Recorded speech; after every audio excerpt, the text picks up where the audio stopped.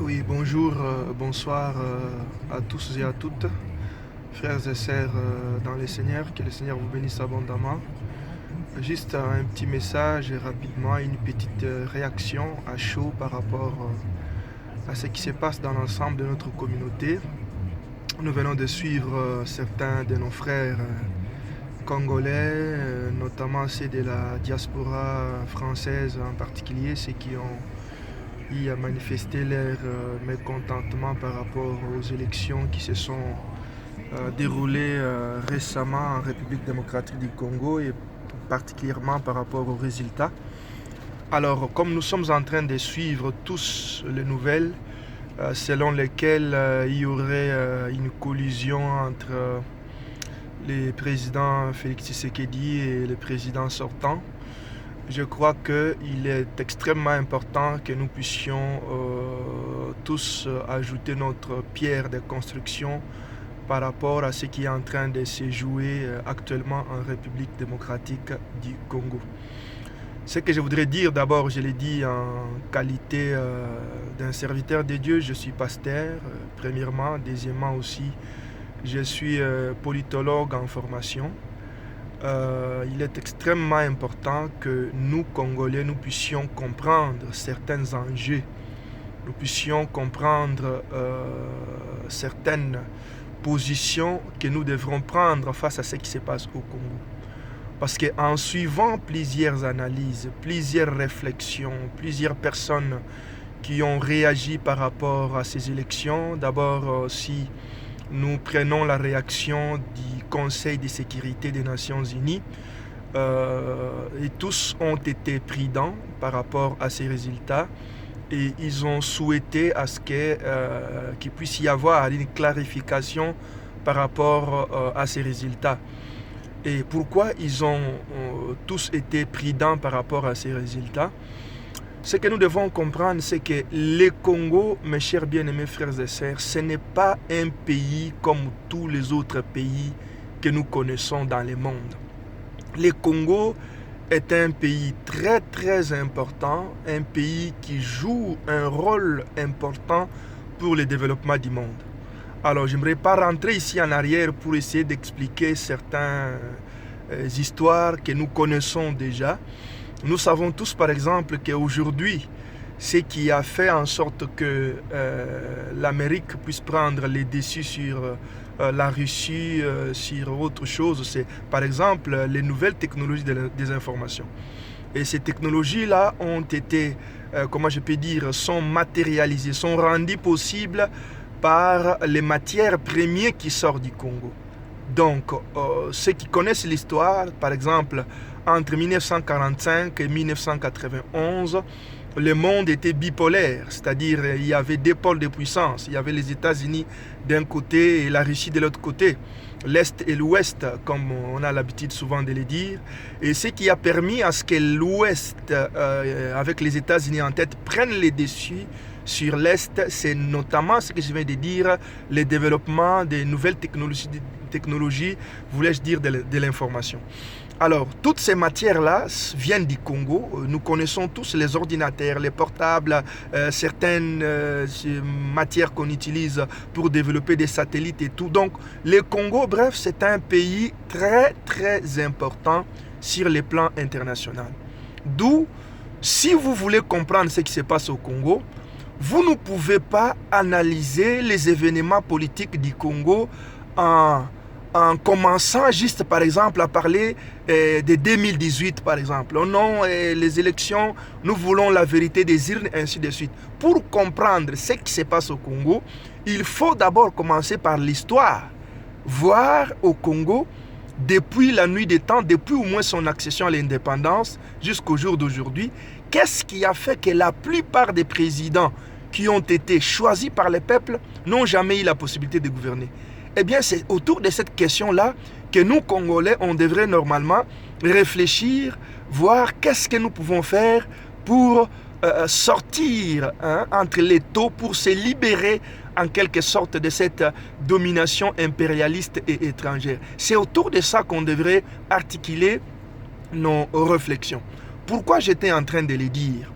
Parce que Ce qui s'est passé au Congo, ce qui est sûr et certain, c'est qu'il y a eu des élections et plusieurs personnes parlent des irrégularités et ils disent aussi qu'il y a eu 2 poids lourds de l'opposition, à savoir M. Antoine Félix Tshisekedi, M. Martin Fayulu et Ramazani Shadari. Alors ces 3 personnes-là, il y a l'un d'eux qui a gagné, au moins selon les sources indépendantes. Jusqu'à présent, nous pouvons encore parler des spéculations, nous pouvons encore parler des allégations, parce qu'il n'y a pas de preuves tangibles qui attestent à ce que Martin Fayulu a gagné les élections. Bon, quand bien même que certains observateurs, entre autres l'Église catholique, disent que c'est Martin qui aurait gagné les élections. Bon, la question qu'on doit se poser, c'est que Martin Fayulu est-il la première personne à avoir gagné les élections au Congo? Non. Il n'est pas la première personne. Depuis 1960 jusqu'à aujourd'hui, mais il n'y a jamais eu un Congolais qui a gagné les élections et qui a dirigé les pays. C'est là où les problèmes commencent. Il ne faut pas commencer à chercher à trouver des solutions pour la crise congolaise en 2018. Comme certains Congolais que j'ai vus à Paris aujourd'hui, la vérité des urnes et tout, Il faut pas résoudre les problèmes du Congo en commençant en 2018. Il faut peut-être remonter au moins à partir de 1960. Si vous remontez à partir de 1960, ça fait plus de 65 ans au pouvoir aujourd'hui. Ça fait plus de 65 ans depuis que notre pays a accédé à l'indépendance, si j'ai fait de très bons calculs. Alors, à partir de là, remonter les fils des événements, les fils des événements politiques pour essayer de comprendre ce qui se passe au Congo. C'est d'ailleurs ce qui fait la différence entre un politique, par exemple, et un politologue.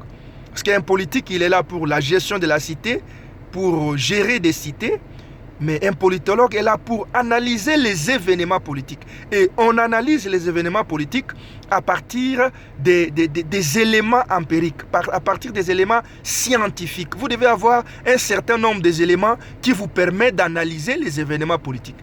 Vous ne pouvez pas venir comme ça, non, nous croyons qu'ainsi de suite. Mais Martin Fayulu, je le répète, n'est pas la première personne à avoir gagné les élections au Congo. En 1965, Tshombe allait d'office gagner les élections parce qu'à cette époque-là, la constitution congolaise, nous étions dans un système parlementaire, si je ne m'abuse pas. Ce système parlementaire stipulait que celui qui a plus de majorité, plus de sièges dans l'Assemblée nationale, c'est lui qui sera d'office le président de la République. Alors, en 1960, c'est Lumumba qui avait gagné les élections, c'est lui qui avait plus de députés. Bon, lui, comme il aimait le pouvoir, parce qu'à cette époque-là, le président n'était qu'un président figurant en quelque sorte, il ne gouvernait pas. C'est le Premier ministre qui avait la responsabilité de l'exécutif. Donc, à cette époque-là, Lumumba, lui, avait préféré être Premier ministre que plutôt être président de la République. C'est ainsi qu'ils ont coalisé avec M. Kasavubu, qui est devenu président, et lui est devenu Premier ministre. C'est ainsi qu'après quelques temps, comme il était populaire, les Occidentaux ont boutiqué, ils ont travaillé pour les mettre hors état de nuire. C'est ainsi qu'il a été tué et les gens ne savaient même pas qu'il avait été tué jusqu'à ce que récemment qu'on apprenne que ses dents auraient été retrouvées en Belgique. Donc ça c'est en 1960. Lumumba, c'était lui qui avait été choisi par le peuple. Il n'a pas dirigé. En 1965, il y a eu des élections. M. Tshombe, avec son parti politique, ils avaient gagné la majorité des sièges dans l'Assemblée nationale. Il n'a jamais non plus dirigé les élections, dirigé le Congo. Pourquoi? Parce que justement, les ennemis du Congo ont poussé Mobutu à faire un coup d'État, à prendre le pouvoir par la force, et par la suite, il va travailler pour éliminer M. Tshombe dans les pays où il s'est caché. Donc ça, c'est 1965.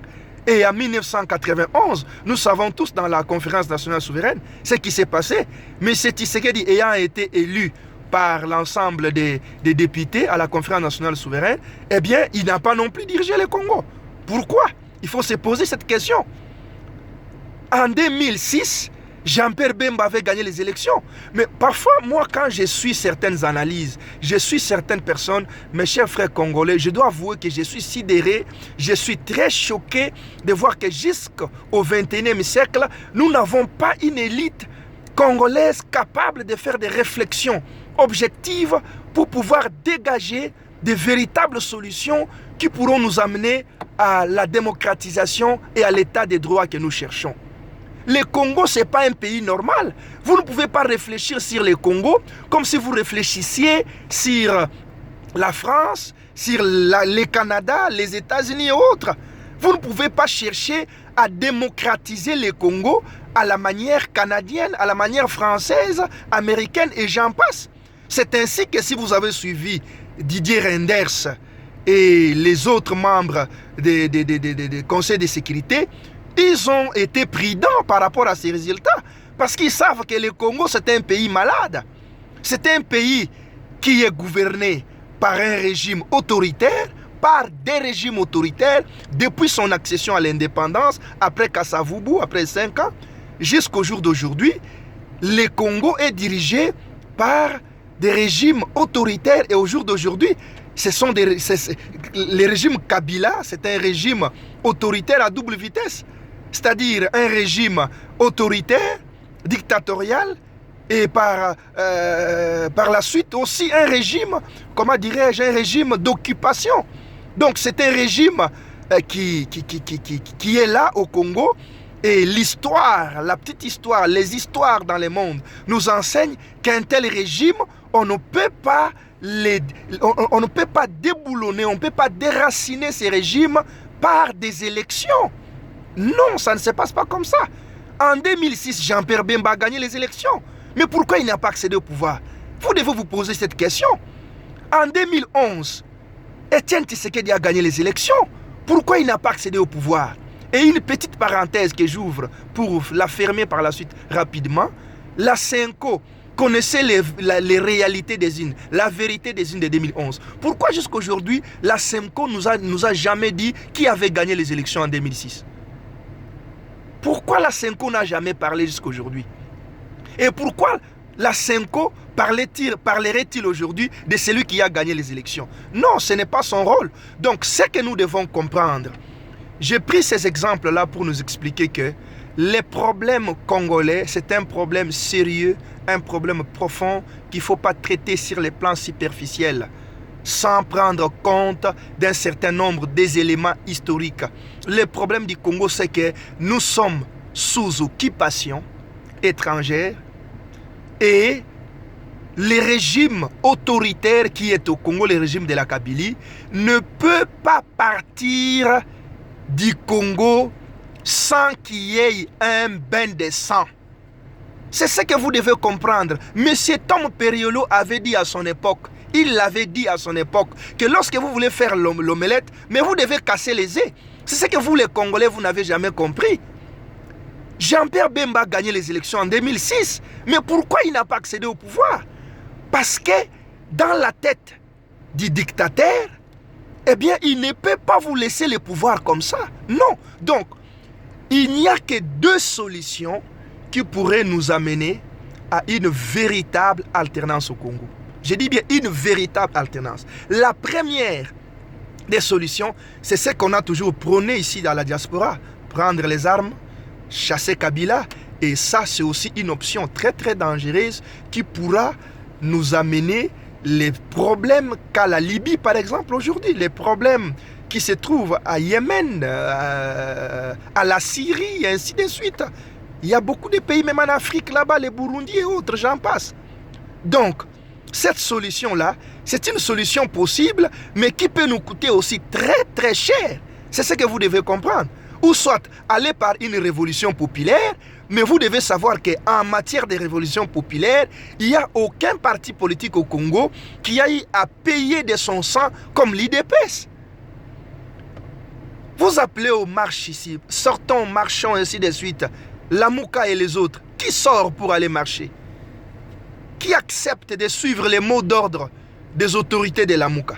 C'est pour dire que l'option aussi de la révolution populaire, c'est une option qui est faisable, mais qui est très très difficile pour qu'elle se mette à l'œuvre actuellement en République démocratique du Congo. Donc, la dernière option qui nous reste à faire, eh bien, c'est celle que Félix Tshisekedi a fait. C'est ça que vous devez comprendre. L'option de la cohabitation, des partages des pouvoirs, des dialogues, c'est la seule option qui peut nous amener à une réelle délivrance, à une réelle alternance dans les jours à venir. Pas aujourd'hui, parce que M. Félix Tshisekedi, eh bien, si vous ne le savez pas, c'est quelqu'un qui sera dans les jours à venir soit un héros national, ou soit, comment dirais-je,